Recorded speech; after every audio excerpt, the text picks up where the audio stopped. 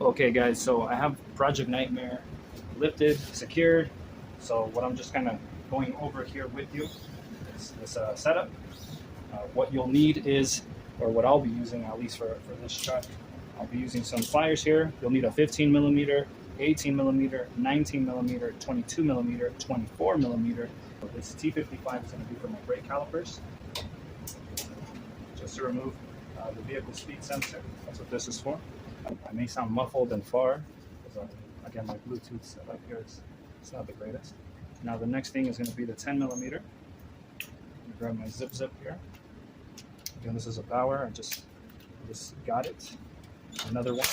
Now let's make sure you take them off. Put them back on where you took them off. Put on our T55. It's off. Chase back out. Your brake guide pins. Clean them off. I have an Irwin 6-inch C-clamp. This is a dual piston caliper system. I'll give it a gentle squeeze. I'm going to give that top one a final little squeeze here. You'll see how I'm doing. That way I know my brake calipers are going to be nice and reset, right? All flush. You guys can move this out of the way. That's our 18 millimeter. Just breaking it loose.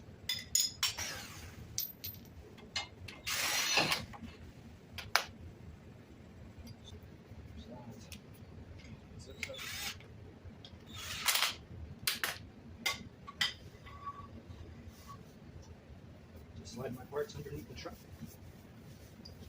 I always like to wipe everything down. Put it on my hands. There's the rotor. I also have a video of me changing the wheel hubs on the GMC, the lifted truck. Project Beast, I believe I called it. I named it. Everybody calls it El Animal, the animal. I have my 15 millimeter. So that 15 millimeter is breaking loose. This is the bolt, sorry, 15 millimeter. Okay, there's my top piece. So this one goes here, bottom one is just down here. Okay, those are out. No hammer needed. But that came off. Remember the position that it's in. Just left it loose.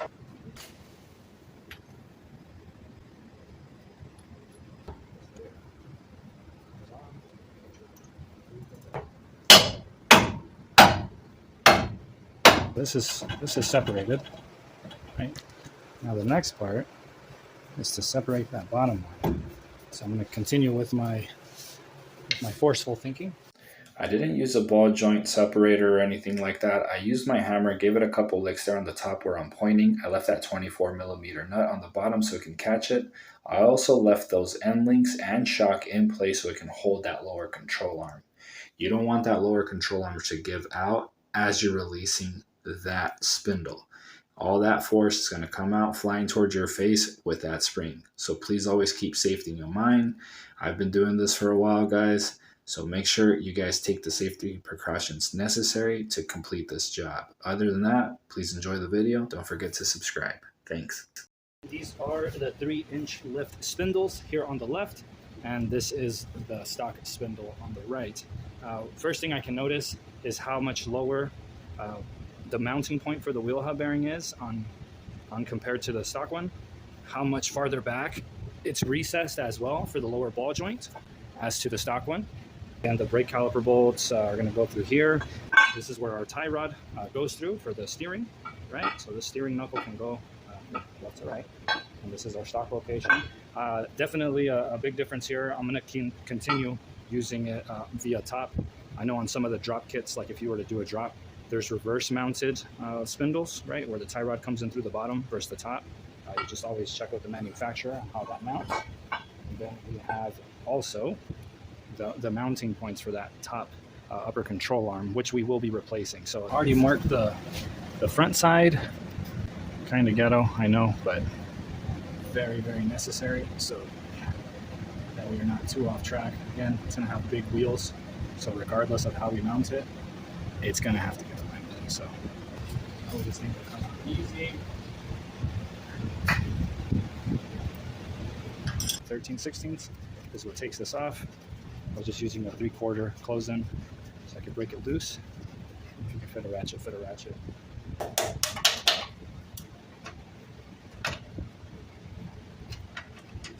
these are a pain to take off.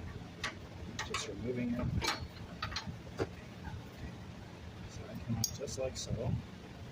Right. So I took it out like that. Like this. Got my bolt. Literally the way I took it off, putting it back in. And I just set it off to the side because that's how it went in. What's that?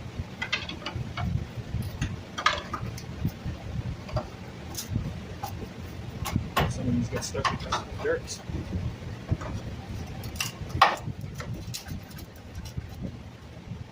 Especially this back one. This back one's bad. Okay, there we go. This is very firm to move. This one, look, it's blown. That one's done for. It comes with a nut. Honestly, I like the OEM. Whatever excessive lube is coming out of here, wipe it onto here, okay? All right, time to install. I wish I was sponsored by WD-40. That would be the best. Get it chased in.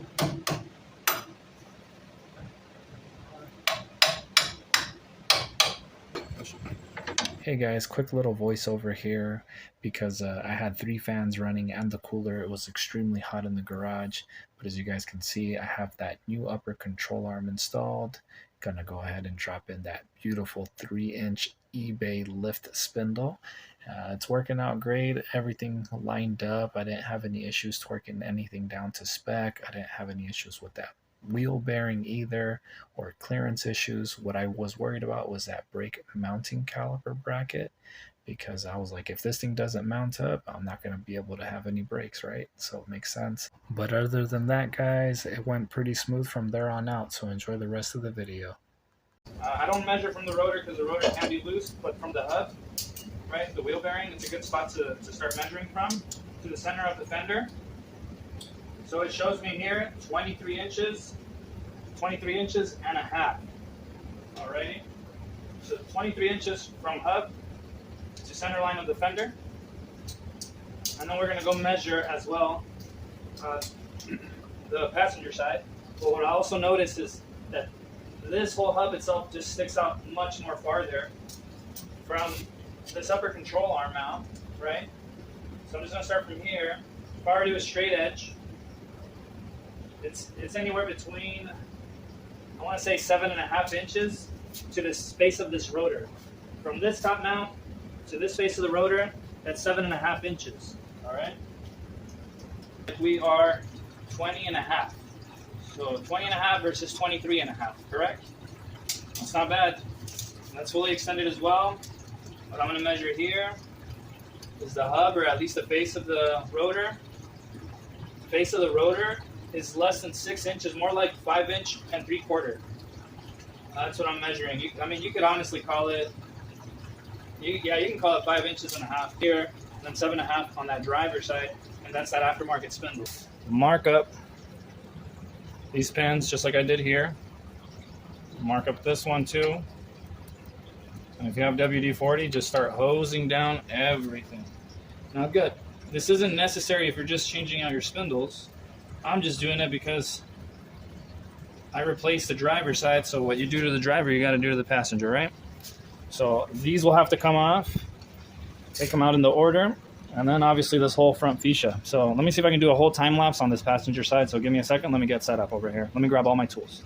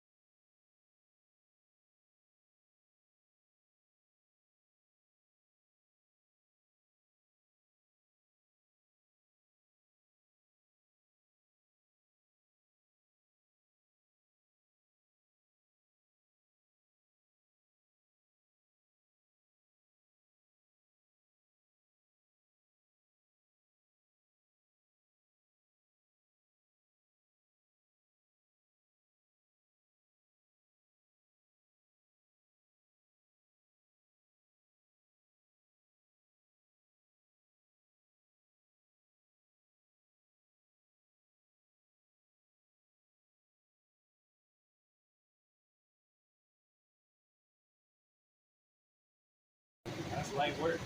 Please be sure to like and subscribe. Until then, guys, take care. Peace.